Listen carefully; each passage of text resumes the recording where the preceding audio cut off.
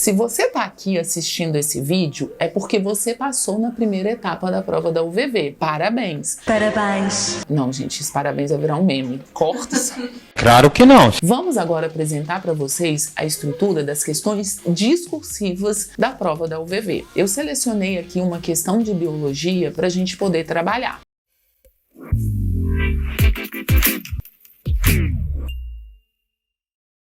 Oi gente, eu sou a Fran, professora de Biologia da Gama, e nesse vídeo nós vamos mostrar a estrutura e como a biologia se apresenta nas questões discursivas. Bora lá? Então vamos lá resolver essa questão. A questão diz o seguinte: os neurônios são células nervosas altamente especializadas na excitabilidade e condutividade dos impulsos nervosos, por meio de processos que envolvem fenômenos químicos, que são as sinapses, e elétricos, potencial de ação. As células gliais ou neuróglia representam mais de 80% da constituição do tecido nervoso e desempenham importantes funções auxiliares. Observe a figura que representa neurônios e células gliais e responda as perguntas abaixo. Então, mais uma vez, ele dá uma contextualização ali, que é característico da prova da UVV, e ele dá uma imagem ali com as células que compõem o tecido nervoso.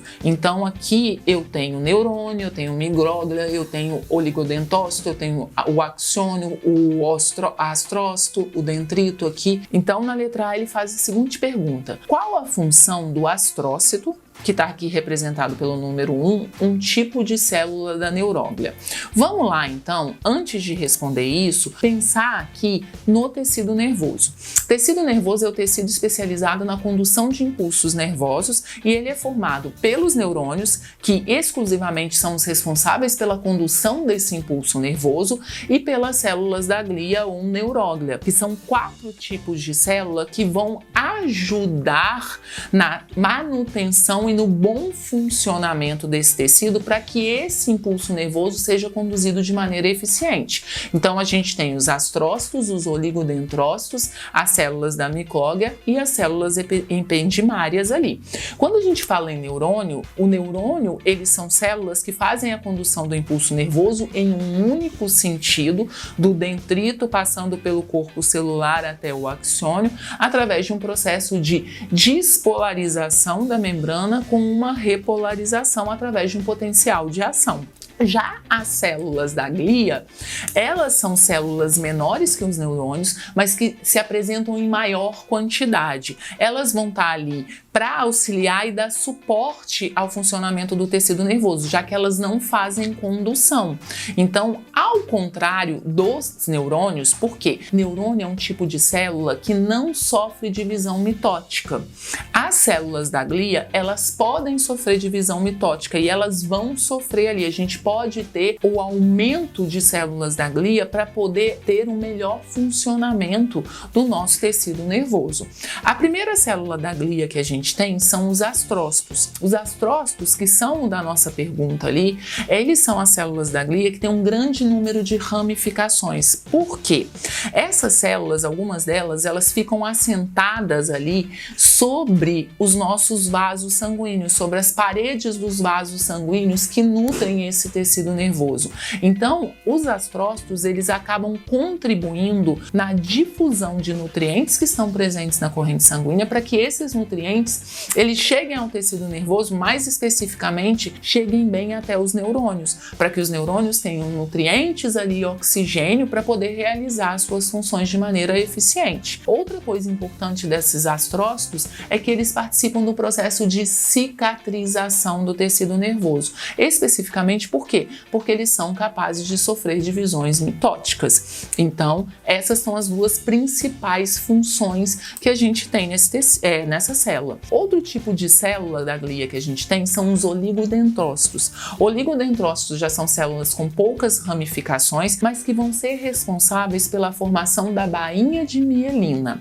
Bainha de mielina, ela tem a função de fazer com que o impulso nervoso seja conduzido de maneira mais rápida. Então, os oligodendrócitos, eles vão formar a bainha de mielina no sistema nervoso central, que é formado pelo encéfalo e pela medula espinhal. Já no sistema nervoso periférico, A bainha de mielina vai ser formada por um tipo especial de oligodendrócito que a gente chama de célula de Schwann. Então a gente tem ali, basicamente a função dela é formar a bainha de mielina para conduzir o impulso de maneira mais rápida. O terceiro tipo de célula da glia são as células da micróglia. O que são essas células? São células fagocitárias que vão estar ali para poder fazer a limpeza e a manutenção desse tecido nervoso. Elas vão ali fazer fagocitose, retirar ali restos celulares presentes nesse tecido ali. Então são células fagocitárias para fazer a limpeza ali e a proteção desse tecido. E por último, a gente tem as células ependimárias. As células ependimárias, elas fazem um revestimento das cavidades internas do encéfalo e da medula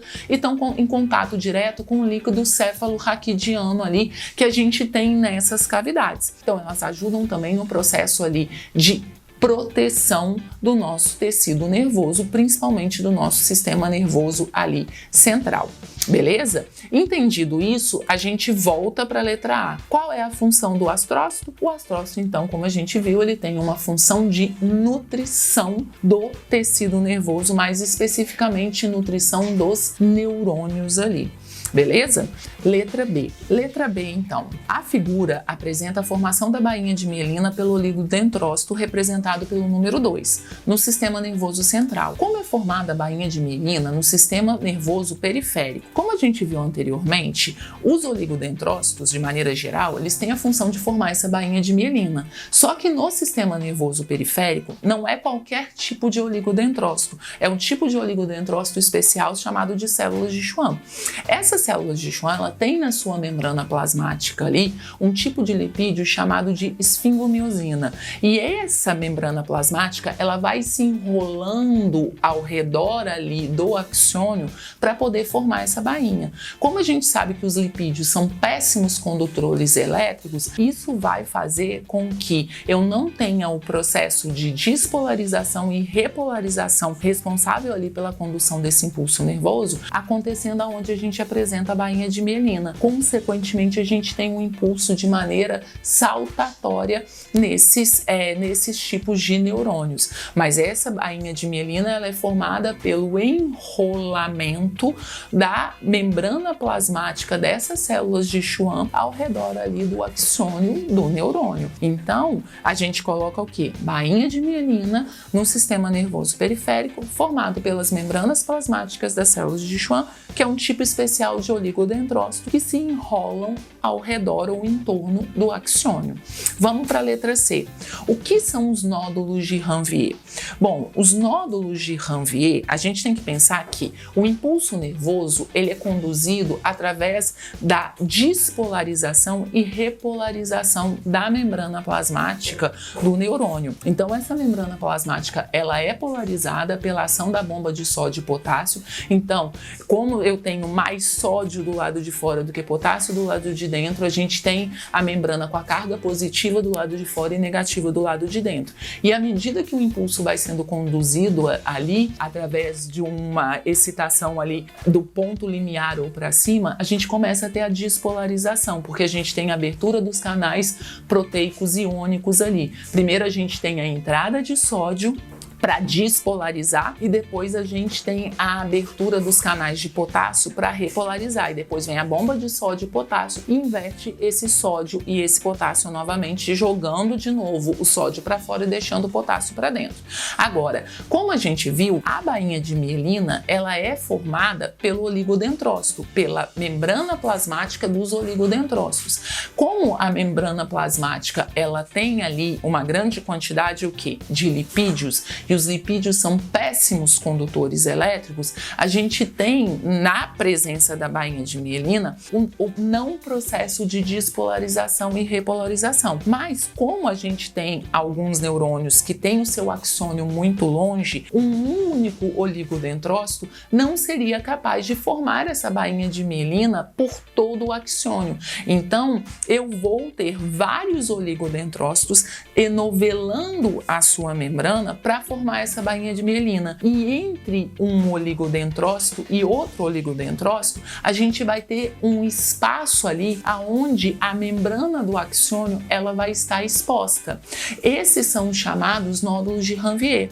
E são somente nesses espaços desses nódulos ou nós de Ranvier ali que a gente vai ter a condução do impulso nervoso através da despolarização e da repolarização. Então, esses nós são os espaços aonde a gente tem a condução do impulso nervoso de maneira saltatória. Então, como é que a gente coloca isso? O que são os nódulos de Ranvier? São as regiões do axônio não recobertas pela bainha de mielina. Bom, com isso a gente viu como as questões discursivas de biologia se apresentam. E mais do que isso, a gente acabou também revisando um pouquinho mais ao resolver essa questão sobre o tecido nervoso, que é um assunto muito relevante, que entra ali no top 3 da biologia da UVV. Você gostou desse tipo de conteúdo? Quer ter acesso a mais coisas assim? É só você entrar na nossa comunidade. O link vai estar na descrição ali da bio. Lá você vai ter muito mais conteúdo para poder facilitar o seu caminho até a sua aprovação, até o seu objetivo.